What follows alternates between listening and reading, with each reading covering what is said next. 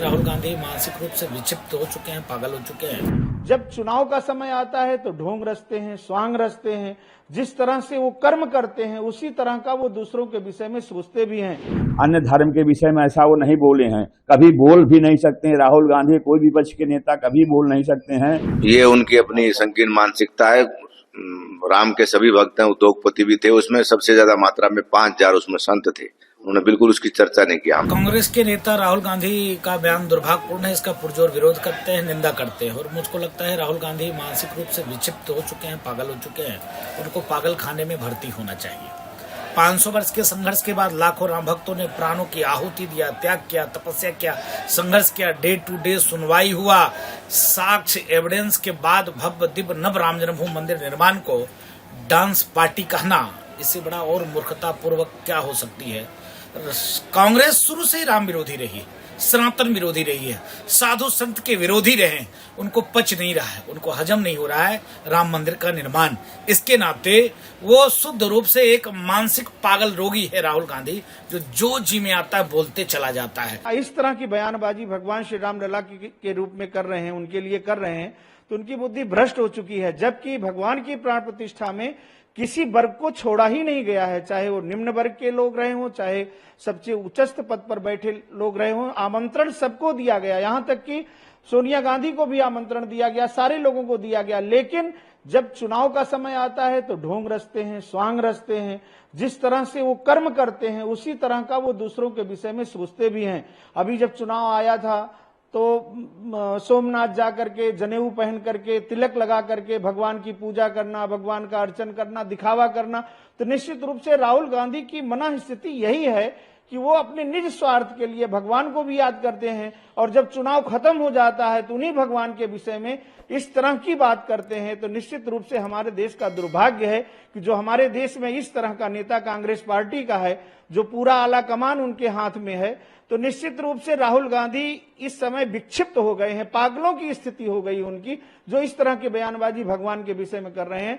तो ये उनका दुर्भाग्य तो साथ ही है, साथ साथ कांग्रेस पार्टी का भी दुर्भाग्य है कि ऐसे लोगों के बल पर कांग्रेस पार्टी चुनाव लड़ती है, जो इस तरह से भगवान के विषय में बयानबाजी करता है। जो भगवान का नहीं है तो वो देश का क्या होगा और देश की जनता का क्या होगा। इसी से देश के लोगों को जानकारी प्राप्त कर लेनी चाहिए कि जो राहुल गांधी भगवान के विषय में इस तरह से भाषा बोल रहे हैं, वो देश के लिए क्या करेंगे और देश की जनता के लिए क्या करेंगे। विपक्ष के नेता हैं राहुल गांधी जी, एक महत्वपूर्ण सम्मानित पद पे हैं। उनकी बात को देश विदेश हर व्यक्ति, हर समाज में सम्मान दिया जाता है, महत्व दिया जाता है।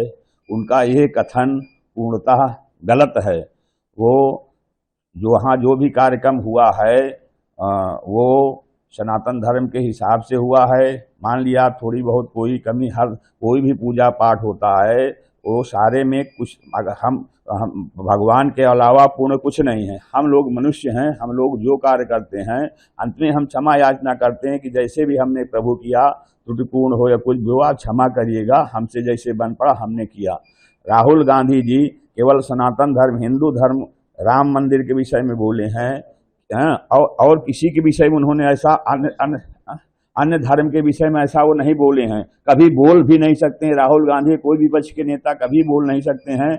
जो अन्य धर्मों जो कमियां हैं, बुराइयां हैं, दिक्कतें हैं, उन पे भी नहीं बोलते हैं जिससे उस समाज का कल्याण हो।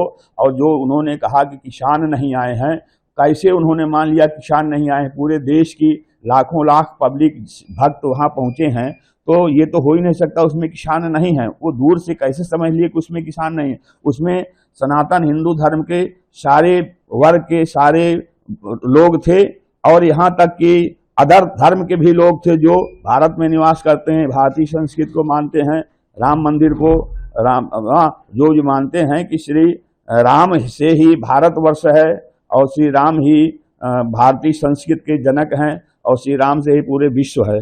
कांग्रेस पार्टी के वरिष्ठ नेता और पूर्व अध्यक्ष, वर्तमान लोकसभा में नेता प्रतिपक्ष माननीय राहुल गांधी जी को राम मंदिर के विषय में बोलने का कोई अधिकार नहीं है, क्योंकि मंदिर की प्रतिष्ठा हो चुकी है। पहले ही कांग्रेस को भगवान राम का घोर श्राप लग चुका है, इसलिए धार्मिक मामलों पर उनको वक्तव्य देने से पहले उसका अध्ययन करना चाहिए। तो जिस प्रकार की भाषा वो चुनाव में बोल रहे हैं, इसमें चुनाव में कोई लाभ नहीं होने वाला है। और मेरा ये आग्रह रहेगा, भारतीय जनता पार्टी हो, समाजवादी पार्टी हो या कांग्रेस हो, इन तीनों को ही अब राम मंदिर के विषय में बोलना नहीं चाहिए। देश में सांप्रदायिक सौहार्द बना रहे, इसको बिगाड़ने की कोशिश नहीं करनी चाहिए। भगवान राम की प्रतिष्ठा हो गई, 500 साल का जो संघर्ष था वो पूरा हो चुका है। राहुल गांधी जी को याद रखना चाहिए, उनके पिताश्री के द्वारा ही, जो स्वर्गीय राजीव गांधी जी प्रधानमंत्री रहे देश के, उनके द्वारा ही बाबरी मस्जिद का ताला खोला गया। उनके द्वारा सर्वप्रथम 89 में पूजन कराया और चुनाव की जो प्रारंभ थी, 89 का जो चुनाव था, अयोध्या से उन्होंने प्रारंभ किया था। लेकिन दैवयोग था, वो समय ज्यादा लंबा नहीं रहा उनका। तो कांग्रेस को अपने इतिहास में झांकना चाहिए, राहुल गांधी जी को ऐसे बयान देने से बचना चाहिए। और राम मंदिर, क्योंकि भावना और आस्था का प्रश्न है, ये राजनीति का विषय नहीं है। और वर्तमान में जो 2-3 स्टेटों में चुनाव हो रहा है, वहां अगर वो इस प्रकार की भाषा का प्रयोग कर रहे हैं तो ये गलत है, मैं इसकी निंदा करता हूँ। उन्होंने कहा कि उद्योगपति शामिल थे, एक भी किसान शामिल नहीं था।